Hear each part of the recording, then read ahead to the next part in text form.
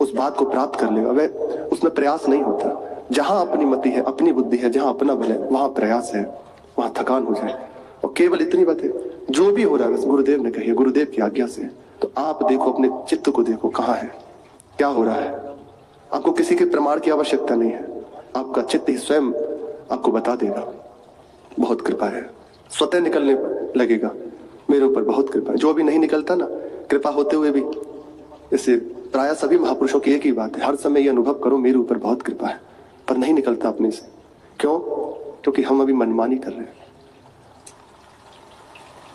अभी हम अपने मन की कर रहे हैं, उनकी बात नहीं सुन रहे, इसलिए नहीं निकलता। आप इस पंक्ति में आ जाइए, वो जैसे कह रहे हैं बस ऐसे, तो बस इतना ही निकलेगा। बड़ी कृपा है, मेरे ऊपर बहुत कृपा है।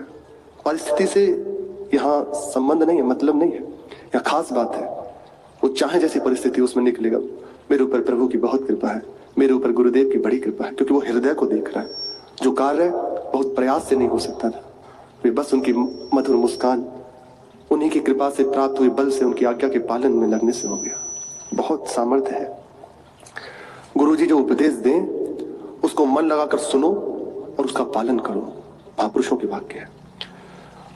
और चित्तवृत्ति हमारी अति शीघ्र प्रभु के चिंतन से युक्त हो जाए, अन्य कोई चिंतन ना रह जाए, केवल प्रभु रहे। इसके लिए कह रहे हैं, व्यर्थ मत बोलो, व्यर्थ मत करो।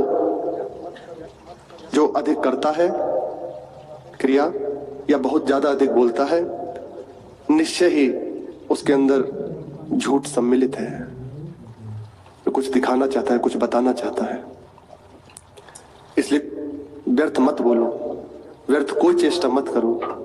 जहां तक हो वहां तक कम से कम बोलने की चेष्टा करो। जितना कम बोलोगे आपकी ऊर्जा शक्ति बचेगी। ऐसा है, आप उचित बोलिए और मौन का आश्रय लीजिए, आपके अंदर एक ऊर्जा शक्ति प्रकट होने लगेगी, मन आपका संयमित होने लगेगा। है ये, आपके प्राण शांत होने लगेंगे। हर समय बोलते रहना, प्राणवायु व्यर्थ में बढ़ती रहती है, चिंतन व्यर्थ का बनता रहता है।